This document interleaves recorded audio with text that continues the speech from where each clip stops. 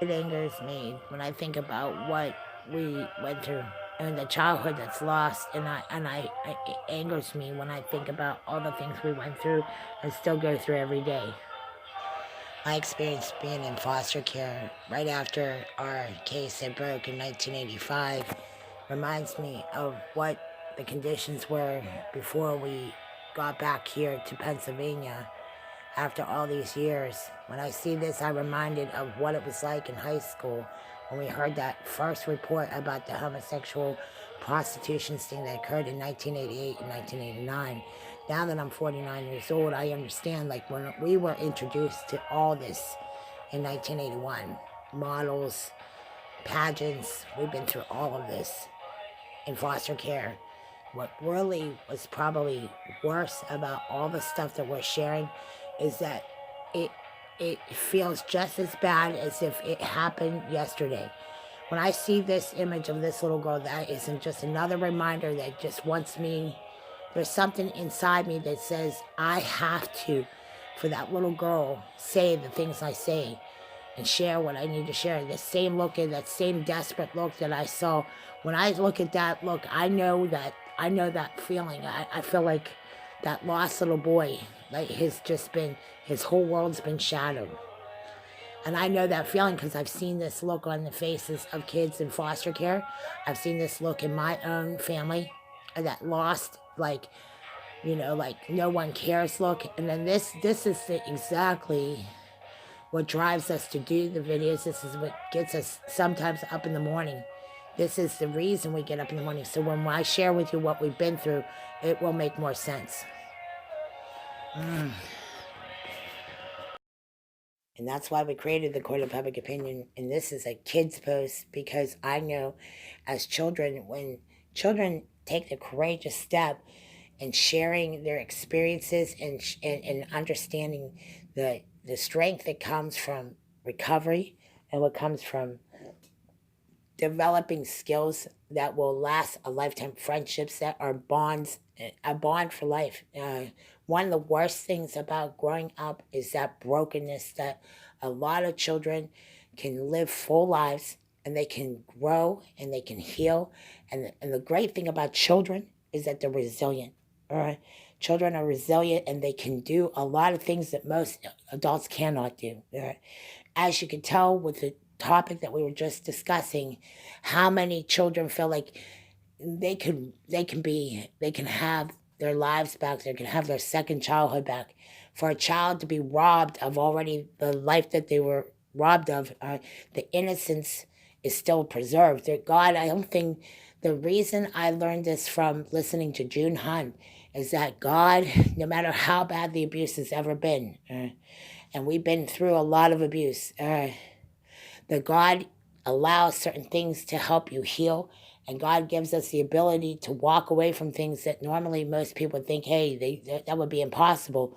No, I believe that God being our strength and our faith, because the one thing about children is they have the ability to have faith where adults don't. There's a lot of doubters and pouters. One thing I know with children, though, is that they are resilient and they can bounce back from things and they don't have to succumb to the pressures and evil of this world. Children have one thing that God has given us, the ability to be able to run. A lot of times, just the little heroic stories of children that fight back that's what gets a lot of us through it. When I think about the sad moments, I don't think, please don't think that it's always going to be those sad, depressing moments, because I do not believe life is just like in a small capsule. There are a lot of people who say, well, you have to take a pill for this. That's probably the one thing that we did not get introduced to, thank God, is that the medications that are being pushed. And that's what I think the anti-vax community is saying. We had enough of this push, push, push, push. The more we've been pushed into things, the more we push back. And that's what these videos are about, is when you create a video and you create the ability to say, this is the pushback from, the programs that maybe are not always suitable, and beneficial. And a lot of times, the object behind foster care and these programs now are that they keep the family together, and they make sure that, or in a lot of cases, if it's a blended caseworker, if it's in a foster care setting, that they make it so that families can meet and talk and get back to being a family. A lot of the families that are fractured from domestic violence and abuse, oftentimes they go case by case. In our case, it was a pedophile in Glenmore Academy who basically broke every rule in the book when he raped a 4-year-old little boy. And it just so happened that day I was in junior high, and a friend came up to me and basically told me that my sisters were at the same place. Now, at that time, no one knew. And I know that these children have a chance. They have a chance to live their lives. They have a chance to go to college, high school. They go on to live their lives with people who really care. And it takes special people to do the hard work, that go to the therapy centers, to do the hard work, to raise the money, to get to a place where you understand child forensic abuse. I mean, it takes a long time to get to that place. Not a whole lot of people can know this journey unless you've been there and understand the story behind caseworkers and caseworkers like Erica. When I tell you about Erica, everyone that ever got a chance to work with Erica knows that this journey is not easy. And the level of education and training, it takes experts to really drive home the point that it is the journey of recovery. It's the going to therapy every Monday night. It's going to group. It's sometimes just sitting there listening, and being there to hold, and oftentimes not hold each other's hand, just being there. Right? It doesn't take much. All right. Really, it doesn't take, it takes very little time when you think of the 2 hours on a Monday night or the 2 hours on the Thursday night to go to group and be there for each other. So when we created this, I found this to be sweet. And I want to wrap it up with the Judge Barbie because I think it's cute.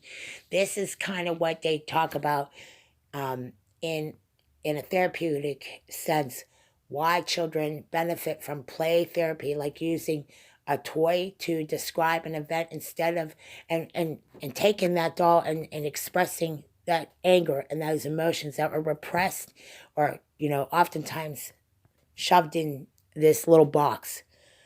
That little box is something within ourselves. It's like they're hurt, digging out all that pain and saying, I can take that pain and put it somewhere and compartmentalize it and grow from this. And I don't have to be reminded of the years of abuse, that I could take that abuse and I could create artwork and I could create magic with a pen or write beautiful poetry. God has indwelt so many people with talents, and that's what we need to express. No way on this journey did we think we would have to live on the street, live on the highway. No one in their right mind would think that like we would have to have gone through this or to go to like 10 different group homes or programs. No one thought that way. Or what happens is that without help, though, without the coping skills, without the independent living, without the wraparound programs that you're going to hear about, without that solidifying our life, we would be lost. Doing a lot of homework to try to continue this journey, to grow from this, to overcome, to be, it's okay to be vulnerable. It's okay to let the guard down. It's okay to relax and enjoy life. That is one thing. There's a time to have your guard up, and there's a time to just say, okay, God, just trust God, clean house, help others, not to be naive.